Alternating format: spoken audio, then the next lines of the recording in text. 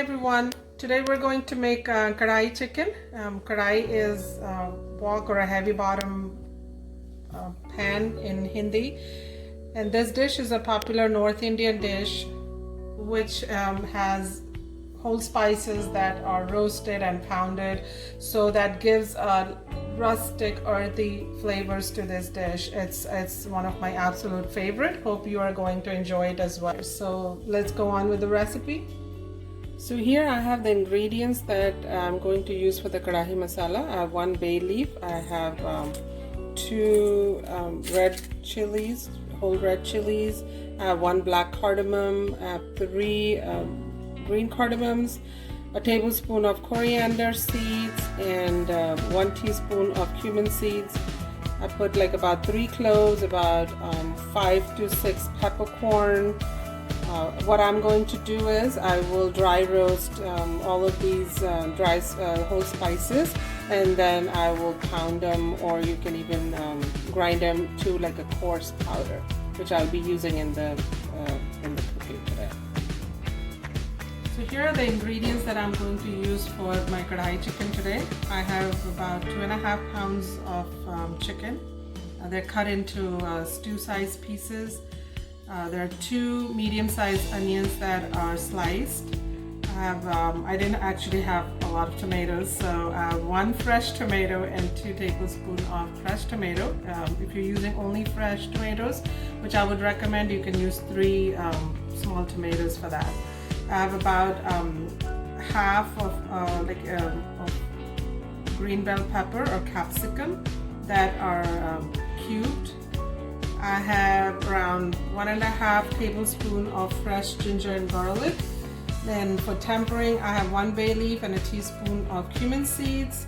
I have my homemade Karahi masala powder that is coarsely ground. Then there is about a teaspoon of turmeric and a tablespoon of coriander powder. And then I also like to add some julienne ginger as well as green chili for the extra heat. So I have a pan here on the stove. I've added about 3 tablespoons of oil. I like to use mustard oil.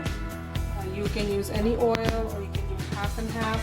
So once the oil is heated up, you can add your bay leaf and cumin seeds. We'll go ahead and add our onions.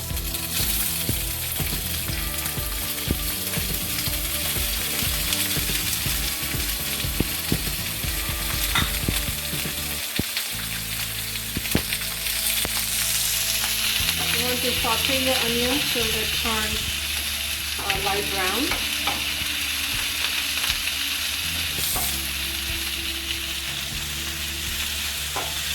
You can also, if you want, you can add your onions in the beginning for the masala or the sauce, and then cube some pieces of onions and add it later on with the bell pepper, so that gives it a little bit of a texture to the dish.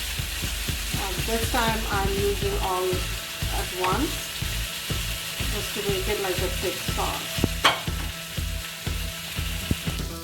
So the onions have been sauteing for about 5 to 6 minutes on medium-high heat. So I'll go ahead and add my chicken in there.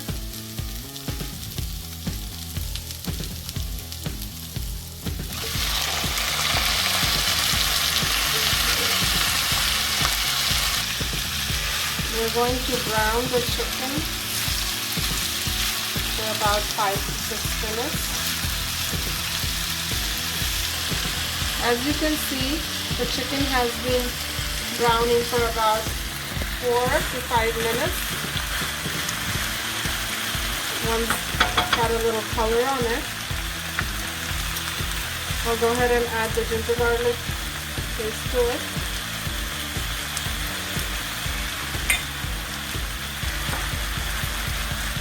And fry it with ginger garlic for another couple minutes until the raw taste goes away.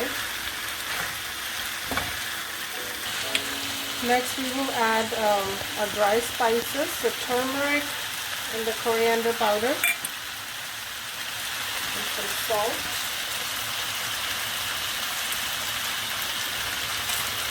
Add salt according to your taste. I know a lot of people have started eating less salt these days.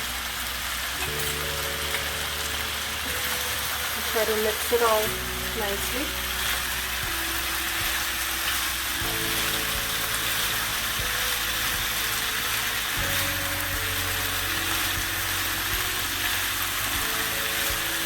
At this point, I'll go ahead and add the Karahi masala as well. About, I'll say about 3 to 4 tablespoons.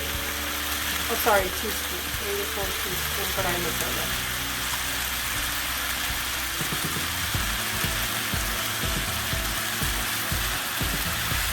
Mix it all nicely.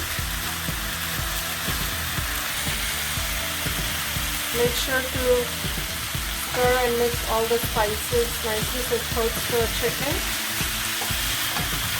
You can use store-bought Karahi masala as well, but I'll be honest, the taste of the homemade Karahi masala is really, really good, and it's super simple to make. You probably saw it in the beginning of this video. You just dry roast the spices, pound them, and you can just make your own fresh Karahi masala. So at this point, I will lower the heat and cover it and let it cook for about 6 to 7 minutes, and then we will add the other ingredients.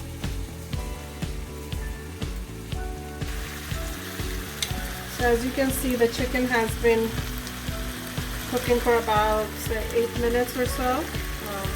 Next we will add the bell pepper and give it a stir. You can also add red bell pepper if you want, or you can add a mix of both. I like the taste of green bell pepper, but added that. Go ahead and add the tomatoes. As I mentioned before, you can add fresh tomatoes. But since I ran out of them, I've added both fresh as well as some fresh tomatoes to it. So basically in this dish, we don't add any water. So it cooks in the juices of tomato, chicken, onions. And I know in the beginning of the recipe, I forgot an important ingredient. It is fenugreek leaves, dried fenugreek leaves of kasuri methi, which we will add at the end to finish it off.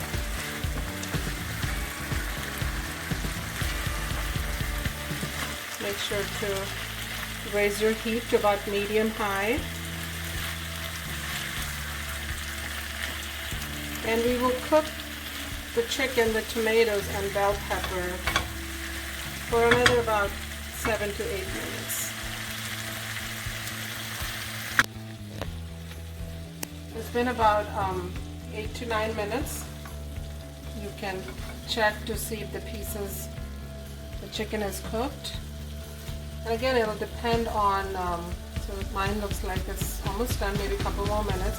Depends on the, the size and how big the chicken was. So just check and see, you can tell if it's done or not. If not, then you can cook for a couple more minutes.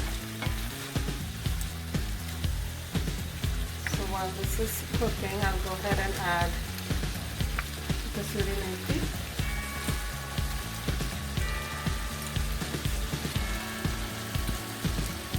So here I have about a teaspoon of dried fenugreek leaves, or also called kasuri methi. This is a very important ingredient in Karahi chicken. Add that.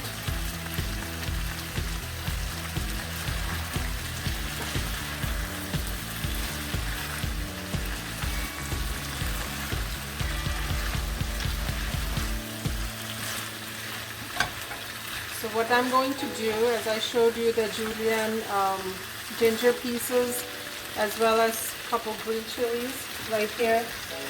I will add it. I'll take some chicken out for the kids, so it's not too spicy, and you know, kids don't like to get the sliced ginger in their mouth. So I'll take it out for the kids, and then I will add that and cook for a few more minutes until it incorporates. As I said, I took some out for the kids, and I've added green chilies and ginger pieces to it, and I've cooked it for another about like 2 minutes or so. The ginger gets a little soft, and it's all ready. Here's my version of Karahi chicken. I like it a little bit drier. If you like gravy in it, you can add more tomatoes or onions.